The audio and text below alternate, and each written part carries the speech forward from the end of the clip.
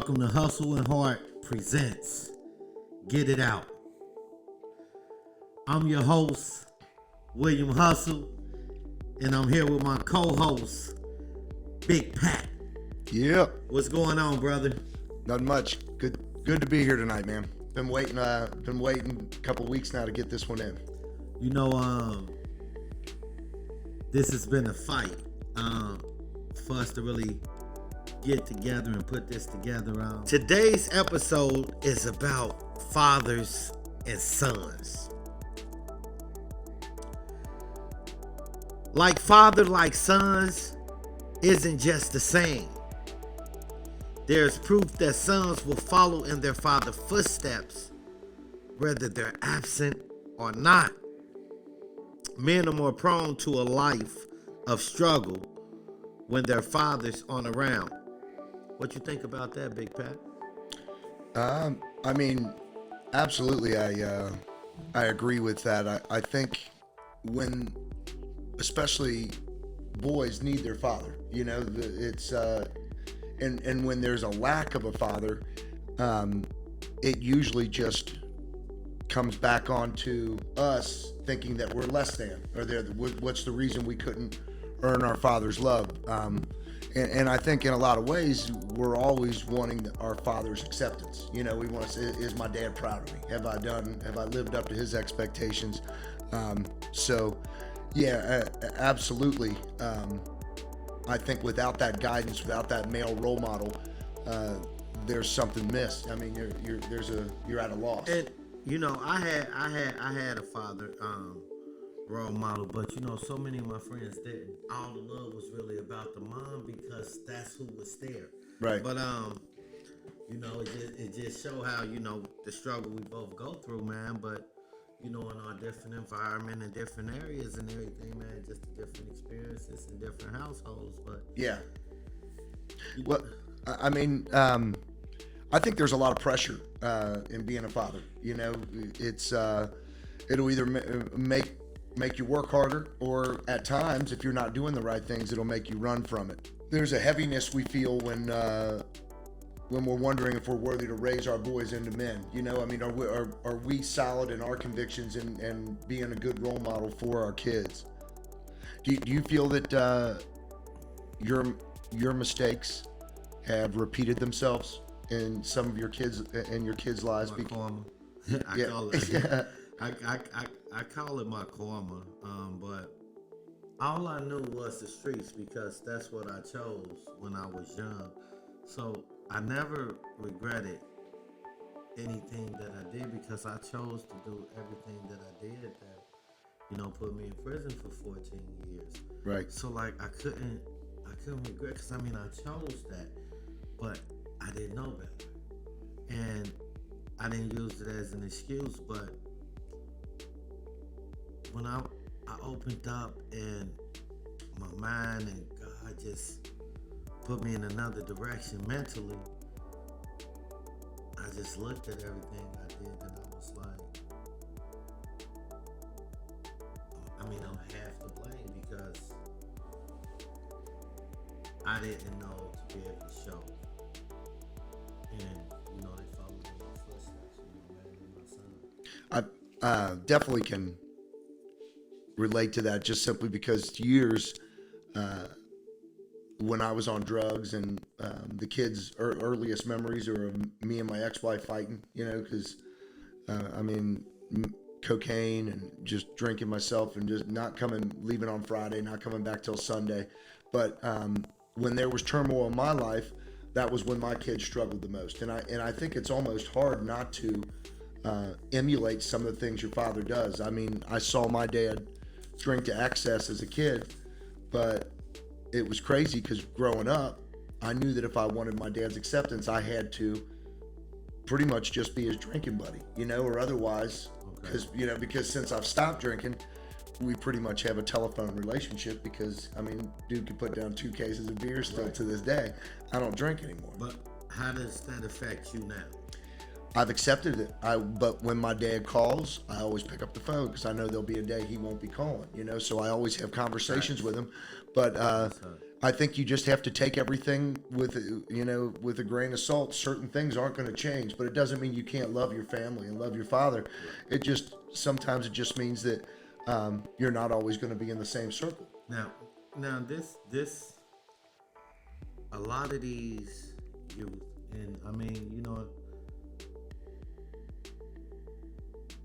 if I believe in something, then no one can really get me to believe a different way than what I believe, unless it's something that's gonna make me change how I see things. So Yeah.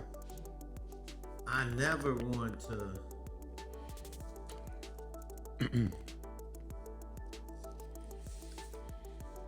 to try and control a grown person's life, because our kids, they're grown. We talking about grown kids, and we talking about youth, Right. but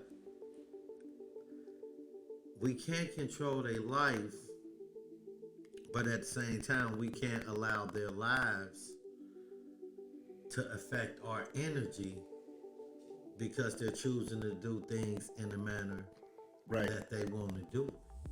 I quit blaming myself. I quit holding myself holding myself over the fire for my kids' mistakes once I changed my life, because when I was actively using and not doing anything right, I had no room to tell my child, really. I mean, even though I would say things, but they're not going to listen when they know you're not doing what you preach. You're not practicing what you preach. Okay, yes, sir. But now, and I think both of us, we can share this in that, we've made a change. So now we can hold ourselves and our kids to a standard, as far as just saying, look, if this is what you want in life, this is what you need to do. I know where I've been here, you've been there, but this is where you got to go through that. It's even worse for today. I know I didn't listen as a child, but that's why I chose to do things to take care of myself as a child. Right. But here in this era, like, they're no different. They don't listen, but at the same time, we as the parents are still financially costing, and they don't listen, but we're still the ones financially costing. How you feel about that? At this point, the decisions and the actions my kids take, those are on them. I don't. All I can do is love my children. I've learned my lesson as far as trying to have expectations for our kids, for my kids, because what happens is when you have expectations, you most oftentimes set yourself up for disappointment. I mean, I think as soon as you start to plan out another person's life, you're not expecting them to live their life. You're expecting them to live your life, and that's just not reality. You know what I mean? They gotta live their own life. So I want to get this clear. So you're saying you believe that we're living our dreams, or I'm just saying parents, but not necessarily you or necessarily me, but yeah, parents are living their dreams through their kids. A lot of times, and that's a recipe for disaster. Because it's taking away whose they dreams God-given right and their freedom. Right, because you're trying to program them into something that you want, not what they want, and that's crazy. Now, personally, I believe sometimes that is needed, because like me, if someone could have got control of my mind when I was younger, then maybe I would not have made the choices I would have that I did, that put me through the things that I went through in my life. But some kids do need that control, because if like my son needed it, I just wasn't here to give it to him. And you know who you are as a parent, like you know what was in you, and the things and how you thought, and the things you were willing to do when you was a kid. So and those are the parents that are not willing to really step up to the mic and do the things that need to be done to catch their youth, especially the sons when it comes to the fathers, because a mom can't do it. I mean, they try, but it's not the same. I think sometimes when we have made a lot of mistakes, we become a little bit easier on our kids because, you know, we want to make up for lost time, or we want to do, not be the heavy, not be the one that's the disciplinarian or something. And I think there's a mistake right there because, by not showing that there's any repercussions or supporting bad behavior, we're just reinforcing that same cycle that we went through to happen again. You don't think that's handicapping them? I think enabling them is handicapping them. I mean, most definitely. But I think we do it sometimes just because we've made mistakes, maybe not been there when we should have been there, Okay. and to kind of compensate, then we're being a little bit easier on our kids. But Right. you know what I mean? I got something for you. The absence of a father isn't always out of selfishness. Sometimes it's out of love. Mm-hmm. Do you think if a father should be present no matter what? So that's a great question, and yes, a father should be present. However, and I put a big asterisk by this, when I was smoking crack, I didn't want to be around my kids because Okay. I knew there was no damn way you can't smoke crack around kids. I mean, there's just no way. So Parents do. some do, but I couldn't. Parents do. But I would leave.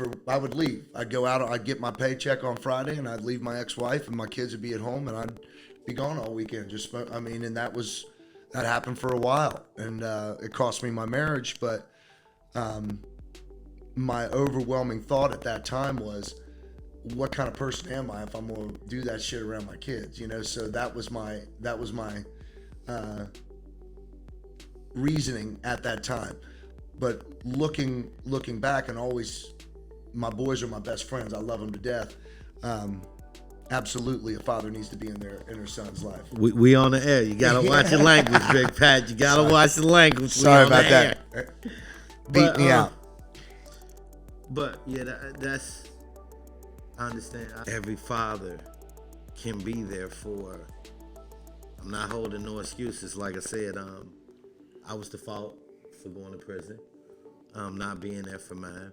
But I know men who have fought to be a part of their child's life and pay their child support, but fought to be a part of their child's life, and the child's moms fought and did everything they could to not let them be a part of the child's life because they knew that would hurt the men. So what you think about that? I mean, I think anytime you use a child to hurt another person, I mean, there's no right in that. You can't ever justify that and say, oh, unless you can show that the father's unfit. I mean, No, but if it's just to be spiteful, yes, and hurt somebody, then hell, and and that's what they do, and that's what the kids, also do, and keep them away from the grandparents and things like that. But I was thinking, as far as being father forces you to reflect on your life's choices. How do you think you've been affected by your upbringing, and then reflecting on how it's transferred over with you and your son? Well, I didn't know how to be a father, and when I got out of prison, I had so much anger inside of me. So the only thing I knew how to do was discipline if something wasn't right. But I mean, my son wanted to be everything that I was in the streets. He wanted to be everything that he heard his mom was in the streets, and that was more important to him than anything. and sins of a father. Yeah. Do you ever? I mean, I think both of us at times in our life have lived with regret. Yeah. But I think we both, and the reason that we're both doing this project right now is simply because we know that you have to go through the bad stuff to get to the good. We wouldn't be who we are had we not experienced the things Yes, we've sir. experienced. Yes, sir. Do you ever wonder what your life would have been if you hadn't gone to prison, or you know, how you fathered your child would have been different, or your dynamic there with the relationship? Well, there's no way I wanted to go to prison, but when I went to prison is when it was the second go round of the crack era. And then in 94, 95, it went to a whole nother level like it did when it first hit back in the 80s. And I'd have been doing life or dead. And this just a fact. I lost my cousin while I was incarcerated, who was my right hand out here in the streets, and you know, they called him sick with it, but I would have been dead or I'd have been doing life because it was too much money out here. You see how I go and get the money now at work. So you're saying like the prison actually helped you become a better father, and I mean, without prison, you're not sitting here right now. Yeah, it helped. It most definitely. So I mean, and I agree with you. Without me being a drug addict, without me being an alcoholic, without me losing, my marriage and everything I owned at one time, I don't appreciate where I am now, and I'm not the role model not only the father but friend to my kids that they lean on. We lean on each other now. Yes, sir. So I think sometimes get it out. Get it out. I know you got to get it out. Yeah. I'm sorry. That's the name of the shit. You got to get it out. So sometimes I think there's a lot of consequences, and we've both suffered them. When we get back up, we want to be a man our kids are proud of. Do you right now? Do you feel proud as far as being an example that your kids will follow? Well, I want to be a man that my mom and my wife is proud of, because I mean, it's like kids don't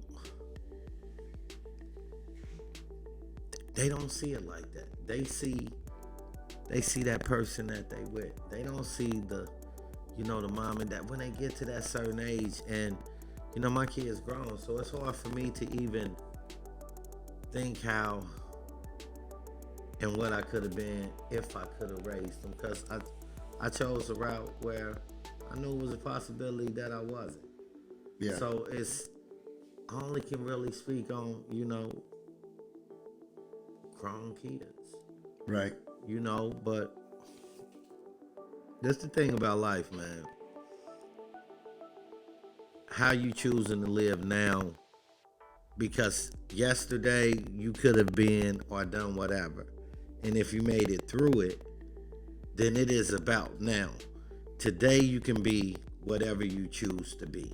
Absolutely. I agree with that. And I think, for me, July 7th of 2017, I'm on meth for 6-7 days, drinking, a fifth of vodka a day, and I'm ready to die. I was like, this is it. Coming from there to where I'm at now, I realized that hitting that bottom and knowing and being this close to just it, I'm not being here anymore. That's absolutely the best way to come up. You can't get any lower, and that you're either going to get busy living or you're going to get busy dying. Yes, sir. And that's it. And there's no other gray area anymore. It's simply black or white, live or die. But look, I never, when I was in the streets, I never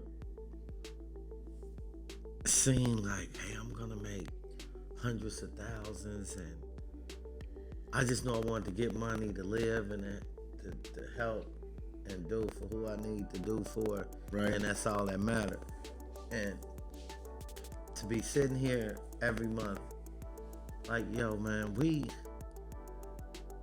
I come from 14 years in prison.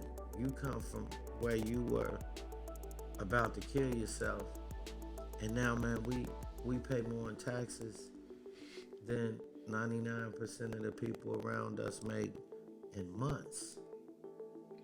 I mean, it's a simple thing, man. Whatever you put out there, you get back. And I mean, it's that simple. Period, point blank. That's it. And right now, I'm in one of the best places I've ever been in, and it's reflective on my kids too. My kids are successful now too. They're getting through their struggles and stuff, and I think there's plain and simple is they've seen a lot of the mistakes that I've made, and they not only don't want to repeat them, but they also see the direction I'm going in, and it's something that they like. They like what they see. I got something for you, man. This is something that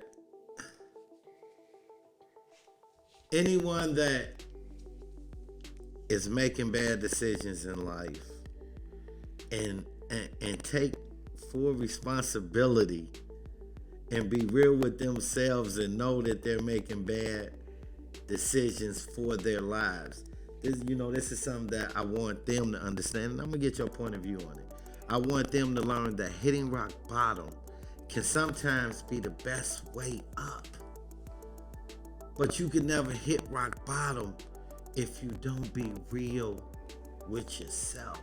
Oh yeah. Your best thing when you're under the influence, or when you're under addiction, is the fact that you can lie to yourself.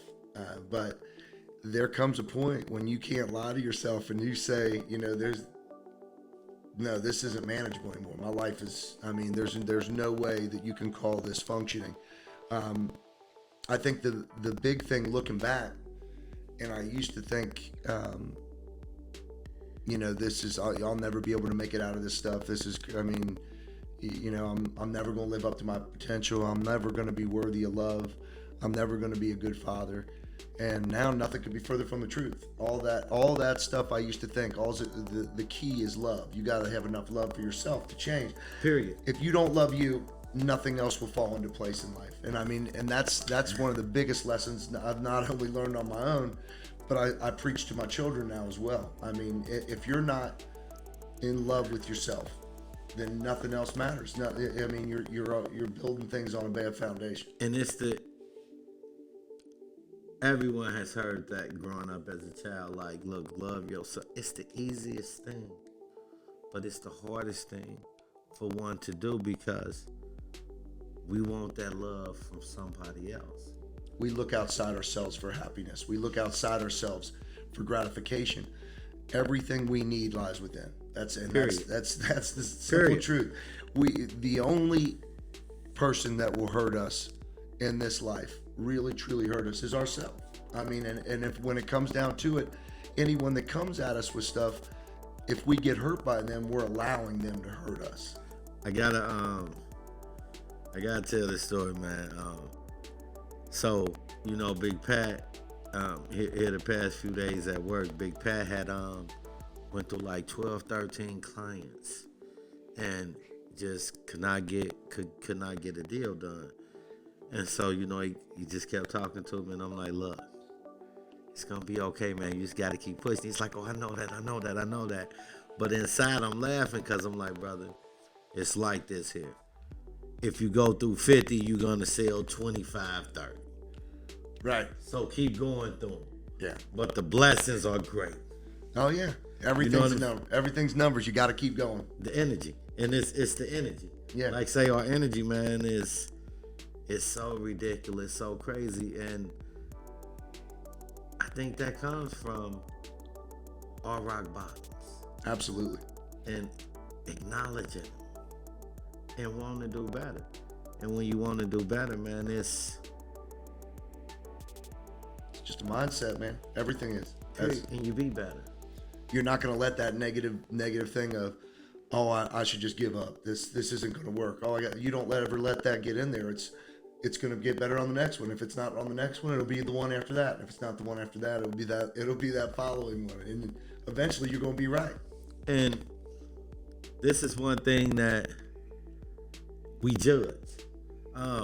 It's like, I know the footsteps a father take to better himself should count the most, not his mistakes. But we allow people, whether it's our kids, our family, whomever, to constantly bring up our mistakes and not acknowledge that we're not trying to make those same mistakes. Right. So once again, it comes back to today I am what I was not yesterday. Right. Because today I choose to do better. And you have to value life. Did you value life when you was an addict? No. And I was definitely ready to, I didn't have any qualms as far as, if I did too much or whatever. It was always, it was to numb pain, but it was also like, if this thing ends, I'm not having a lot of fun here, so I don't care if it's over. I value life now, and I'll tell you that, like I said, you gotta experience pain. I really feel like you gotta experience that pain and have that suffering so that you can appreciate life and you can really enjoy love and know that, just looking in the mirror and knowing that you like the product, you like what you see, because so many people can't do that. Yeah, but see, it doesn't matter if you're a father, a mother, a son, a daughter. If you're the type of person that everything about you is fugazi, then your life is going to be fake and fugazi because you don't know how and choose not to be real with yourself. And you are cool with living a life and making the decisions that you choose to make. Yeah, and I think that if you're not true with yourself, that means you don't love yourself. And if you can't love you, you can't love anybody else. That includes your children. That includes your mother. That includes your father. Everything's gonna be half-hearted. I appreciate that. And that's the realest thing that there is. Until you truly love you, everything else in your life is, it's gonna be subpar. I appreciate that, Big Pat. Well, that's all to end our show about fathers and sons. And I just want to end this by saying, no matter the mistakes you made yesterday, no matter the mistakes you made in the past, you can wake up and choose to be a better person and choose to do better for your life. But it's all on you and what you choose to do. And that's all for our Hustle and Heart presents Get It Out. Yeah. I'm your man, William Hustle. It's Big Pat. And we'll see you all next week. If you like what we're talking about, subscribe to us. Come check us out on WilliamLyles.Today. Let's get this started. Peace.